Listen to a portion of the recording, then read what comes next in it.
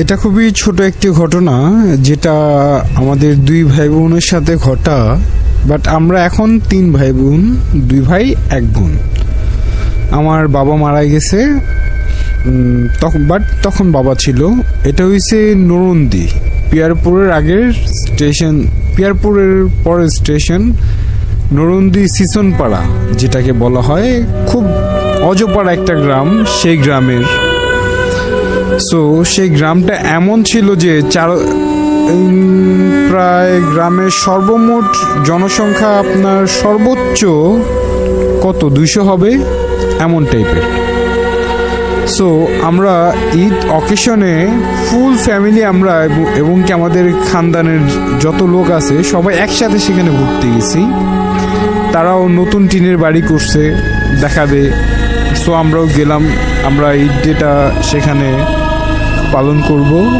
So দিন ভালো যাচ্ছিল, ঈদ শেষ।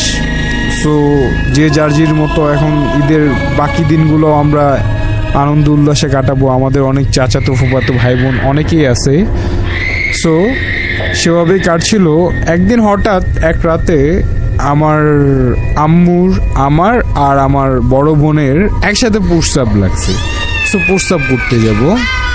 এখন প্রস্রাব করার আগে আমাদের বাসার ডেফিনেশনটা দিই। বাসার পিছনে হচ্ছে কিছু গাছ, বাঁশঝাড়, প্রথমে কয়েকটা নারকেল গাছ, তারপরে বাঁশঝাড়, তারপরে কলা গাছ, তারপরে হচ্ছে ক্ষেত। আর বাসার সামনের দিক উঠোন, যেটাকে বলা হয়, উঠোনে হচ্ছে একদম উঠোনের প্রায় 7 কাঠার মতো জায়গা ছাড়ায়া পরে একটা জঙ্গল। সেই জঙ্গলের প্রথমে একটা তেঁতুল গাছ, তেঁতুল গাছের পরে বাজনাগোটা গাছ নামে আপনারা কেউ চিনবেন কিনা আমি বলতে পারবো না। ওই যে বাঁশের মধ্যে একটা বিচি রেখা আরেকটা বিচি ঢোকে, যে ওই কাঠি দিয়ে ফোটায়, যেটাকে বাজনাগোটা বলা হয়, সেই বাজনাগোটা গাছ সেই তেঁতুল গাছের পরে। সো আর মহিলাদের ওখানে সাময়িকভাবে প্রস্রাব করার জন্য ওই যে চাদর তেরপাল টানায় একটা প্রস্রাব করার জায়গা বানিয়ে দিছে। এখন আমার বোন আর আমার মা প্রস্রাব করতে গেছে, আর আমি দাঁড়িয়ে প্রস্রাব করতেছি।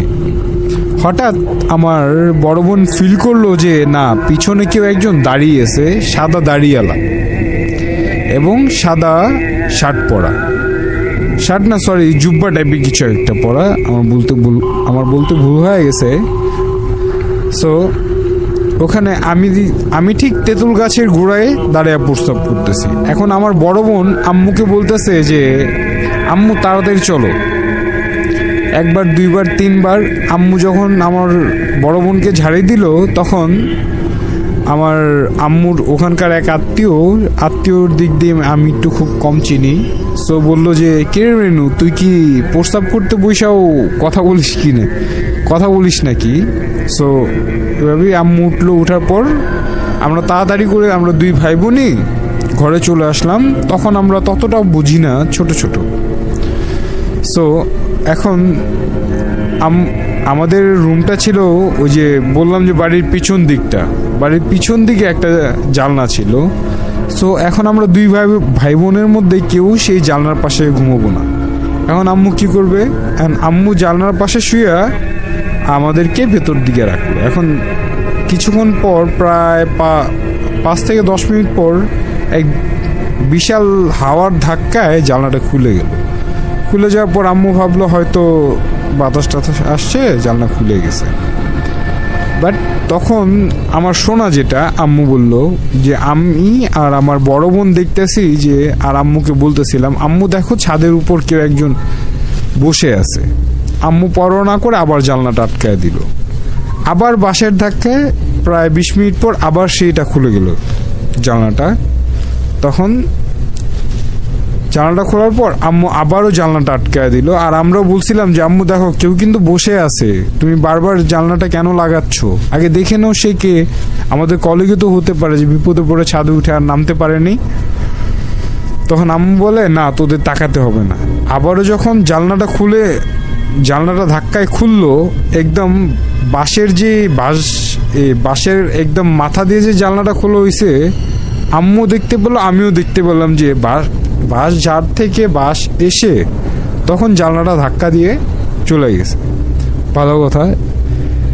এই ঘটনার পরে পরদিন সকাল হলো, পরদিন সকালবেলা আমাকে আর আম্মুকে আমার বড় বোনকে ডাকা হলো। তখন আমি আর আমার বড় বোন বিছানা থেকে উঠতে পারতেছিলাম না। হঠাৎ পায়ের দিকে তাকে ফিল করলাম যে আমি আর আমার বড় বোনের দুজনের বাপা এমন আকারে ফুলে গেছে যে প্যারালাইজ, যেটাকে বলা হয় প্যারালাইজ হয়ে গেছে। পরে সেখানকার স্থানীয় কবিরাজ দেখায় কবিরাজরা বললো যে এখান থেকে ওদেরকে যত দূরে পারেন নিয়ে যান, সে খুবই একটা পাক পবিত্র আত্মার সামনেই দাঁড়িয়ে প্রস্রাব করাতে আপনাদের এই অবস্থাটা হয়েছে। এটাই ছিল আমার ছোট একটা